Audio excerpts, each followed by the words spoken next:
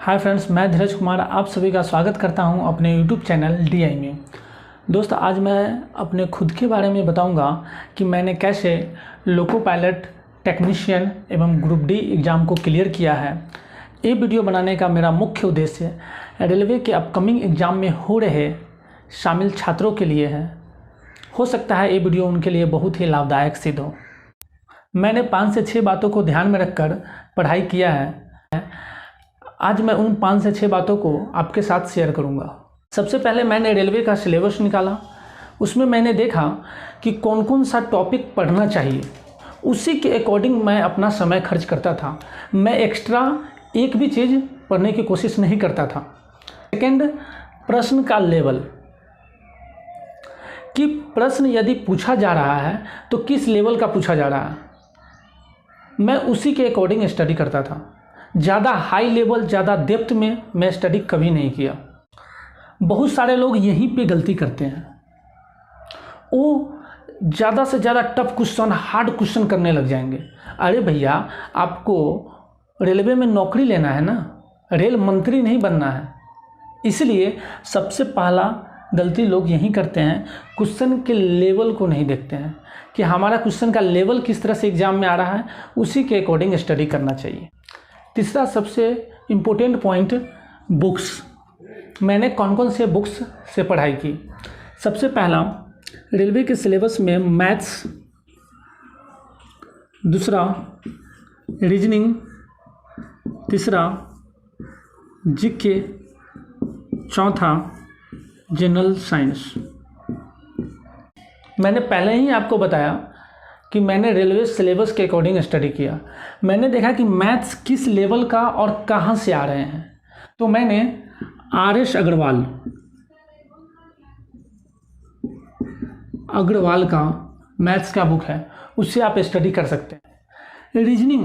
Reasoning बहुत ही आसान topic होता है, तो आपको रीजनिंग के लिए कोई बुक पढ़ने की ज़रूरत नहीं है। या तो आप सेट प्रैक्टिस कर सकते हैं, उससे रीजनिंग क्लियर कर सकते हैं, या यूट्यूब के थ्रू आप 2-4 टॉपिक ऐसा है जिसका स्टडी कर सकते हैं, जो आपको लगता है कि ये मेरा पॉइंट बहुत ही वीक है, उसके लिए आप यूट्यूब का हेल्प ले सकते हैं। जीके, अब क्या हो गया कि पहले जो क्वेश्चन आता था, जो पहले रेलवे बोर्ड एग्जाम लेती थी, उस समय जीके का वेटेज काफ़ी ज़्यादा था। तो बहुत सारे लोगों का सिलेक्शन ना होने का सबसे बड़ा जिम्मेदार वो खुद है, क्योंकि वो पुराने सिलेबस के अकॉर्डिंग स्टडी कर रहा है। मैंने ऐसा बिल्कुल भी नहीं। तीसरा सब्जेक्ट है जीके से अब बहुत ही कम क्वेश्चन आ रहा है, इसलिए मैंने आपको पहले ही बता दिया कि रेलवे के सिलेबस के अकॉर्डिंग पढ़ें कि क्वेश्चन कहाँ से आ रहे हैं और किस टाइप का आ रहा है, उसका लेवल क्या है। जीके बहुत ही आसान लेवल का आ रहा है, और अब वो क्वेश्चन 5 से 6 ही रह गया है, मात्र 5 से 6। इसलिए आपको ज़्यादा बड़े बुक से ज़्यादा टफ क्वेश्चन करने की ज़रूरत नहीं है। मैं इसके लिए स्पीडी का सामान्य अध्ययन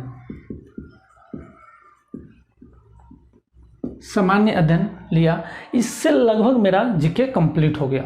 इससे ज़्यादा पढ़ने की ज़रूरत नहीं है। और जनरल साइंस के लिए, हाँ, जनरल साइंस से क्वेश्चन ज़्यादा पूछे जा रहे हैं। अब पहले के सिलेबस में साइंस का वेटेज कम था, अब साइंस का वेटेज बढ़ा दिया है। जब से टीचर्स पेपर कंडक्ट कर रही है, तब से साइंस का वेटेज काफ़ी ज़्यादा हो गया। इसलिए मैंने साइंस के लिए पहला बुक स्पीडी साइंस, जो सामान्य विज्ञान करके आता है। दूसरा लुसेंट का ऑब्जेक्टिव, इसे मैं ग्रुप डिस्कशन के थ्रू क्लियर करता था। 5वां सब्जेक्ट जो काफ़ी इम्पोर्टेंट है, जो सबके लिए न्यू होता है। ऐसा नहीं कि जो 5 साल से तैयारी कर रहा है, 6 सालों से तैयारी कर रहा है, उसके लिए भी नया है, हमारे लिए भी नया है और आपके लिए भी नया है। इसलिए ये सबसे महत्वपूर्ण टॉपिक बन जाता है। जो करंट अफेयर्स अब किसी भी एग्जाम में 7 से 8 क्वेश्चन मिनिमम पूछा जा रहा है। मेरे टाइम पे 10 क्वेश्चन पूछा गया था। इसलिए करंट अफेयर्स बहुत ही इम्पोर्टेंट टॉपिक बन जाता है। मैंने करंट अफेयर्स के लिए स्पीडी वार्षिकांक, स्पीडी का वार्षिकांक आता है, जिसमें आपको लगभग 400 से 500 क्वेश्चन ऑब्जेक्टिव पीछे मिल जाएंगे और ये रेलवे के सिलेबस के अकॉर्डिंग सेट किया गया है। दूसरा आता है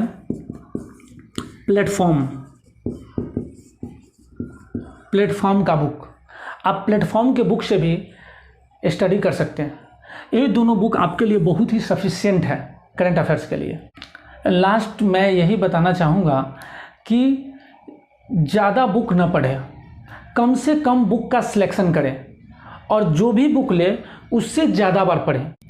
ज़्यादा बुक पढ़ने से अच्छा है कि एक बुक को ज़्यादा बार पढ़ें। ज़रूरी नहीं कि मैंने जो बुक पढ़ाया वही बुक पढ़ें। हो सकता है कि आपके अकॉर्डिंग कोई दूसरा बुक जो आपके लिए बहुत अच्छा हो, उसी बुक को आप 10 बार पढ़िए, 50 बार पढ़िए, लेकिन न्यू बुक मत करें। चौथा सबसे इम्पोर्टेंट पॉइंट है सेट प्रैक्टिस। ये किसी भी एग्ज़ाम को निकालने के लिए सबसे अहम पॉइंट होता है। आपने किस लेवल तक पढ़ाई किया, इसे जांचने के लिए सेट प्रैक्टिस बहुत ही इम्पोर्टेंट है। इसे सभी को करना चाहिए। मैंने भी सेट प्रैक्टिस बहुत किया। मैं एवरीडे 2 सेट प्रैक्टिस करता था ऑनलाइन, क्योंकि अब जो भी एग्ज़ाम हो रहे हैं ऑनलाइन हो रहे हैं, पहले ऑफलाइन होता था, इसलिए मैंने ऑनलाइन शिफ्ट कर लिया। ऑनलाइन में मैं पूरे इंडिया में अपने आप को तौल पाता था कि मेरा लेवल कहाँ तक पहुँचा। ऑफलाइन सेट प्रैक्टिस मैं ग्रुप डिस्कशन के थ्रू करता था, जिससे कोई भी क्वेश्चन का प्रॉब्लम होती थी तो वहाँ पे बहुत सारे लोग होते थे जो क्वेश्चन को डिस्कशन के माध्यम से क्लियर करते थे। इससे भी हम पता लगा पाते थे कि उन भीड़ में मेरा रैंकिंग कहाँ है। यदि सेट प्रैक्टिस करने के बाद मेरा मार्क्स कम आता था तो मैं खुद की कमी को पहचान पाता था कि कौन सा पॉइंट मेरा वीक है।